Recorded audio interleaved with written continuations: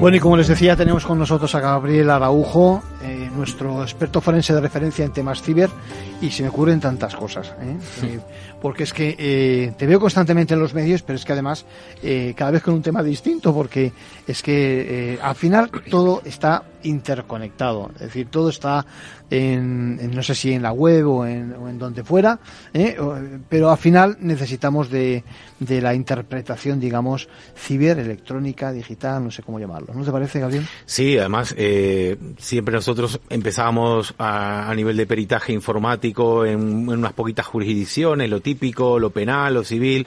Luego ya nos están llamando incluso para lo contencioso administrativo, para el tema de acreditar email en todas las jurisdicciones, o sea que bueno, no para de crecer aquellas partidas en las que tenemos que tener conocimiento. El otro día te llamaba, te decía, comentábamos que ya sé que estás al corriente de que en Europa, a la Comisión Europea le interesa mucho precisamente estos temas de ciberseguridad. Hablan de que en efecto cualquier eslabón que se pueda caer perjudica a todos y además perjudica a la cadena entera, y en efecto ha dado un paso adelante la Comisión Europea, porque vamos hacia una ley que es curioso el nombre, habla de resiliencia cibernética. Es una palabra, la de la resiliencia, que hemos conocido a raíz de la pandemia, y yo creo que es una especie de resistencia especial, ¿no? Un aguantar frente a esos envites que se dan por seguros.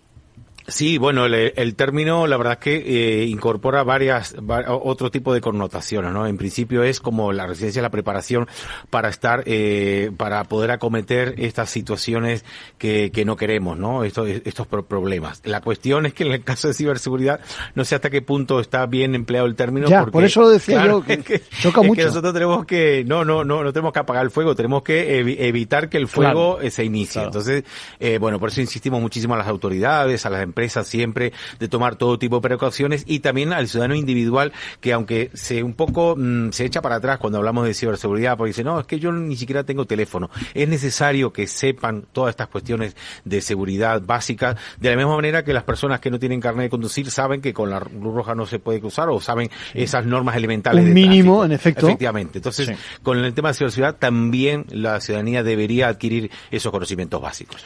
Lo que pasa es que es complicado, a veces la brecha tecnológica que existe es grande, incluso entre gente joven, quien se desentiende perfectamente, porque las herramientas, las soluciones, las apps que tenemos son tan, ¿cómo se dice?, tan intuitivas, que van a lo sencillo, ¿no? Y no entran un poquito más en el tema.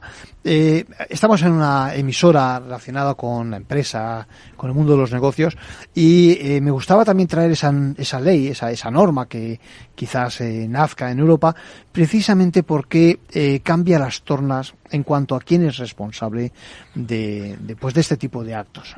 Esencialmente lo que viene a decir es que mientras que hasta ahora, digamos, que apechugábamos con los riesgos precisamente los consumidores, y hay que hablar de consumidores a estos efectos, a partir de ahora va a ser el fabricante y todo aquel que pone el producto o el servicio en el mercado el que tiene que pensar precisamente en este tipo de cuestiones.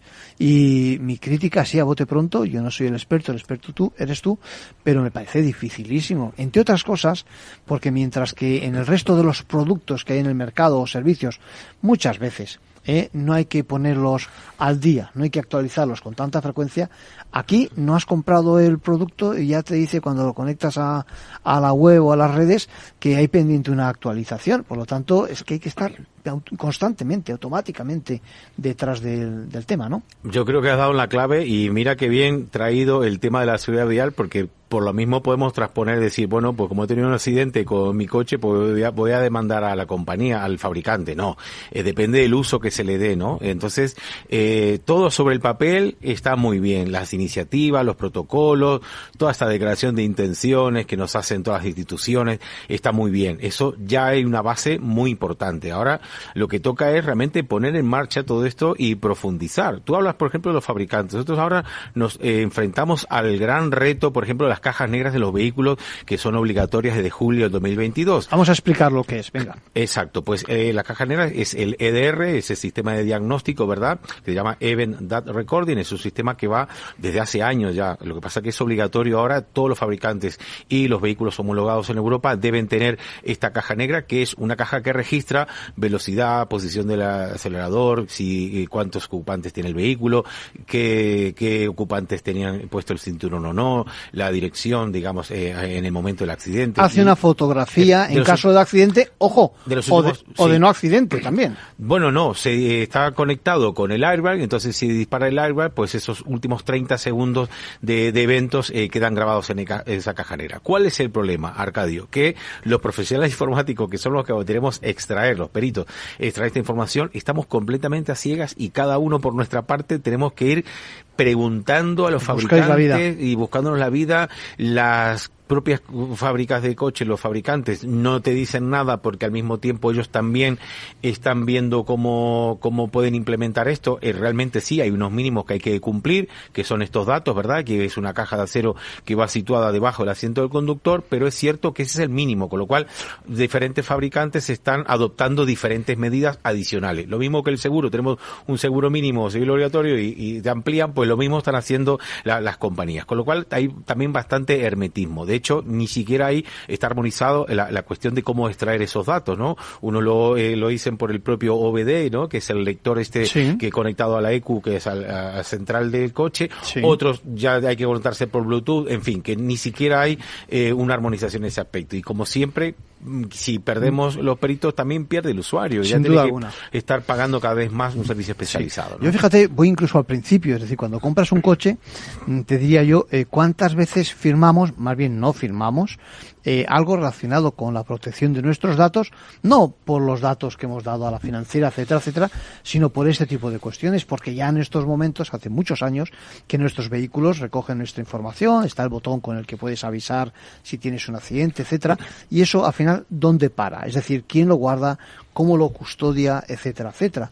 Por lo tanto, ahí estamos vendidos, ¿no? Claro. Bueno, específicamente la directiva de los EDR, que tiene que ver con la Europea, que se ha puesto en marcha de julio de este año obligatoriamente en todos los vehículos, no recoge ni identificación de los ocupantes del vehículo, tampoco registra audio y tampoco registra vídeo, que es lo que más nos están preguntando los usuarios. Oye, yo quiero saber si con quién estoy. No, lo único sí que se detecta es la geolocalización del vehículo, ¿verdad? Sí, pero no se identifica no es poco, específicamente. Cuidado. Pero que no es poco, cuidado. Claro, es que no es poco. Son una serie de datos muy importantes. Es cierto que también están encriptados y es cierto también que se extraen de una manera profesional, ¿no? No es que cualquiera va y se engancha con el ordenador. No, esos datos están encriptados y hay que tener clave para desencriptarlos. O sea que por ese lado podemos estar tranquilos. Lo que pasa... Sí, venga, perdona. No, lo que tú decías, todos esos datos que tú decías, sí que hay muchos fabricantes que están recogiendo. Por ejemplo, Porsche, por ejemplo, identifica al conductor a través de la retina o con la huella digital y ya se pone en marcha el vehículo solamente con esa identificación biométrica. Esto sí que es importante, lo que tú apuntas, y yo creo que sí que es muy polémico, porque ¿qué pasa con estos datos? Realmente ya hay antecedentes de hackeo de vehículos, precisamente. Sí, pero además es que de lo que recogen ahora y de los medios que ponen al alcance de lo que fuera, de la seguridad, incluso de las leyes, a lo que pudieran recoger no hay nada. Es decir, tú sabes que técnicamente es muy fácil recoger también esos otros datos, ¿no? Claro. Y no quiero pensar en que alguien lo hackea o como se diga, es decir, se hace con ellos por otras vías, ¿no? Es decir, que de una forma también ilegal, más allá del fabricante o del distribuidor, ¿no? Sí, siempre estamos con lo mismo, el tema de los datos que son tan apetecibles para estas grandes tecnológicas, para las empresas y demás, para estudiar, no hay como una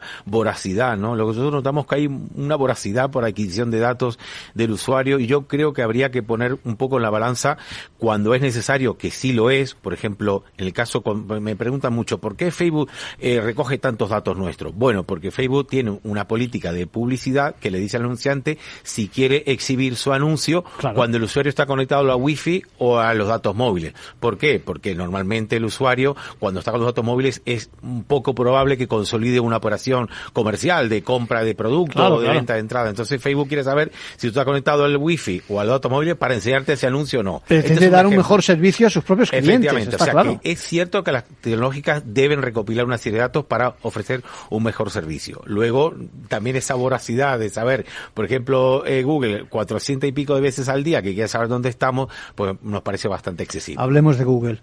Leo el titular. La justicia europea respalda, lo dice El País los otros días, el mayor castigo impuesto en la Unión Europea por vulnerar la competencia. Hablamos de una multa de ni más ni menos que de 4.125 millones. Es una barbaridad, ¿no? ¿Qué es lo que había pasado en este caso. Es muchísimo. En este caso, esta fuera la primera de las denuncias que interpuso contra Google la Comisión de la Competencia de la Unión Europea con respecto a una pretendida o supuesta actitud monopolista de Android con respecto a su buscador. Y esto es cierto. Recordemos, Android, aunque en un principio surgió como software libre derivado de Linux, en realidad desarrollado por Google, paulatinamente cada versión lo ha ido cada vez cerrando más y hasta hoy en día Android es imposible su funcionamiento si no tiene conectados los servicios de Google. De hecho, hay varios proyectos intentando desligar Android de los servicios de Google y sí hay, pero realmente casi como que no funciona. Entonces, bueno, partiendo de esa base, lo que ha hecho Google es implementar el buscador de Google como único buscador, ¿no? Estamos hablando del año 2018 cuando se interpuso esta denuncia. Es cierto que paulatinamente Google ha permitido que otros buscadores efectivamente estén, pero siempre Google está detrás. Este es el problema. La palabra es voracidad, lo has dicho tú antes. Y luego también está el problema de voracidad también por parte de aquellos que van, pues detrás de nuestros datos ilegalmente. Es decir, el caso de Uber recientemente ha sido hackeado, ¿no? Esto nos demuestra que por mucho que tenemos que ser diligentes cada uno de nosotros sin ser expertos. ¿Y por qué? Porque es que incluso a los que son diligentes y seguramente sean expertos también le puede ocurrir, ¿no? ¿Qué ha ocurrido? Claro, es que fíjate, el caso está muy bien traído el caso de Uber porque fue extraído a través de ingeniería social. Es un funcionario importante, con importantes funciones dentro de Uber que facilita el acceso a la VPN, a la red privada virtual, a través de ingeniería social, y claro, el hacker con ese dato ya inmediatamente lo que hace es extender por medio de script, puede leer las contraseñas de acceso de administrador de todo Uber, con lo cual inmediatamente ya entró en la instancia que tiene Uber en Amazon, el cloud, también en Google y en Microsoft, las tres grandes lógicas que tienen este servicio de cloud, ¿verdad? De servidores a través de la nube, y bueno, pues inmediatamente, claro, accedió absolutamente toda la red, a todo Uber, o sea, ha hackeado todo Uber. No es un sector como ocurre muchas veces con las grandes lógicas que, bueno, esta parte solamente o de facturación o de cliente, ¿no? En este caso ha caído todos los datos de Uber. Poco podemos hacer los usuarios, ¿no? En esos casos. Los usuarios poco, pero sí exigir a Uber, oiga, si usted tiene aquí una persona que tiene el acceso a VPN, prepárela, fórmela en el tema de ingeniería social. Está pasando ahora mismo con los ayuntamientos que están cayendo también el típico caso que les dicen, cámbiame por favor, hemos cambiado la cuenta bancaria y demás, ¿sí? Y cambian a otra y ¿sí? Ahí asientan ese abono en otra cuenta que no es. Es decir, todo eso preparar a las personas para que se aseguren y verifiquen que realmente ese cambio es real, ¿no? Sí, volviendo otra vez al tema que decía de la ley europea en materia de protección y al tema precisamente de la propuesta que hacen, es una propuesta que no existe en el mundo. Es decir, que Europa en ese sentido pretende adelantarse un poco, pues esencialmente a los Estados Unidos, buscando precisamente esa superprotección y de alguna forma copia el modelo que en materia de responsabilidad por seguridad de productos viene a hacer, con lo cual yo creo que hay faena, vais a tener faena con respecto en el campo de los productores, de los fabricantes, para enseñarles precisamente que entre sus obligaciones está eso y que tendrán que demostrar que ponen todo de su parte para que no ocurra ese tipo de abusos, ¿no? Claro, esto es importante, que siempre los fabricantes digan, mira, por nuestra parte, que no quede, ¿no? Ahí estamos. Nosotros vamos a hacer todo lo posible. Y de parte de la Unión Europea, como tú mencionas también, que haya una armonía de posturas también, porque por un lado tenemos a la Agencia Europea de Ciberseguridad, a la Comisión de la Competencia, pero por otro lado tenemos a Ursula von der Leyen, que se reúne antes del verano con Biden y le dice, no, os podéis llevar todos los datos de los europeos. Entonces, ahí, al parecer, no hay una posición unilateral de la Unión Europea, que eso sí deberíamos exigir, porque como digo, hay muchos datos que no es necesario que se comuniquen, y luego un mayor control sobre las tecnológicas. También hemos informado que durante la pandemia en las aplicaciones que utilizaban nuestros hijos también se han vulnerado sus derechos, cámaras que se han encendido fuera del horario de clases, es decir... El tema de los exámenes también, ¿no? Que claro, no sabes realmente... falta de control. Lo que está pasando ahora mismo, por ejemplo, con estas redes como TikTok e Instagram, profesores que están revelando datos de sus alumnos, un poco para ganar seguidores de exámenes. Eso hay poco respeto. Es decir, la cultura, digamos, es un tema de cultura también, yo creo, ¿no? Sí, estamos nosotros los peritos privados intentando contactar con esos profesores, decir, esto no lo hagáis. Por ejemplo, hablando con las AMPAs, por ejemplo, este tema de publicar la foto de la fiesta y publicarlo en los niños y demás. Lamentablemente hay muchos seres despreciables en las redes que utilizan esas imágenes. Y digo, por favor, una cosa es capturar y otra cosa es publicar. Vosotros podéis capturar todo lo que queráis, compartir a otros profesores, pero publicar pedir permiso, es decir, pedir permiso para publicar. De todas formas, eso encaja poco con el hecho de que muchos padres pues tan orgullosos están de sus hijos que publican también información que el día de mañana yo creo que más de un hijo le va a sacar los colores a los padres, ¿no? Ese es el caso, Arcadio. Esto yo creo que has dado la tecla en ese tema. Nosotros, ahora mismo, la Ley de Protección de Datos permite a los niños a partir de los 14 años de poder decidir sobre sus propios datos. Bien, me parece bien. Pero es un riesgo. Bueno, sí. Si no saben lo que hacen, y muchos pueden que no lo sepan.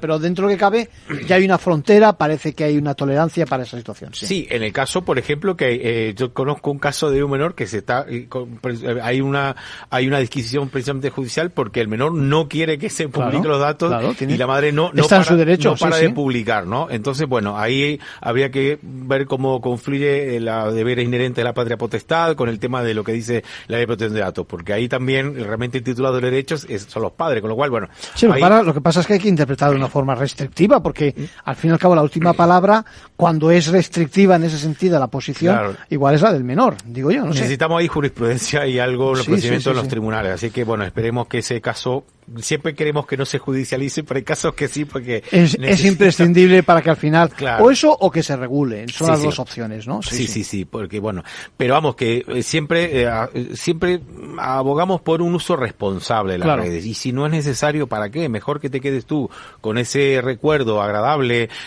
Hablamos mucho con los profesores, decimos, los profesores, no utilicéis vuestro terminal móvil personal para ese tipo de fotos, utilizar uno del centro educativo. Muy importante, porque al final son los profesores los que tienen esos datos de esos niños.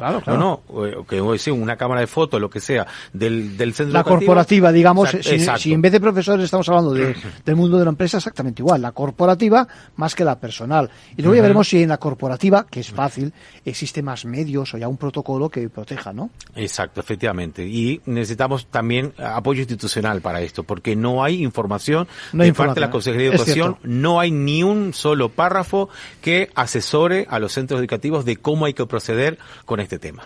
Hace falta cultura en ese sentido, es decir, tenéis una labor importante y sobre todo, el problema es que al final los casos testigos son los que mandan, es decir, hasta que no ocurra alguna barbaridad en ese sentido, pues no va a calar en la sociedad lo importante que son este tipo de cuestiones. Es que ya está ocurriendo barbaridades, por ejemplo, estas familias que son responsables dicen, no, a mi hijo no quiero que le publique, ¿qué hacen los profesores? Sacan al niño de la actividad. No puede ser tampoco, eso, claro. Es discriminación contra el niño, oiga, que estás diciendo aquí que no publique. Hay que buscar medios adecuados, proporcionados, que no discriminen, etcétera, porque si no, al final estamos todavía peor. Gabriel Araujo, como siempre, muy ilustrativo tu enfoque, y ya te usaremos más veces sin abusar y sin quedarnos con tus datos. Yo siempre encantado, por supuesto. Hasta el próximo.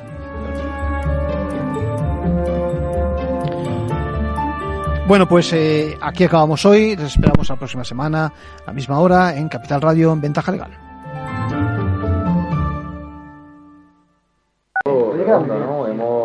Yo creo que el tándem lo hacemos bien. Sí, hombre, queda contigo es una pasada, macho. Queda muy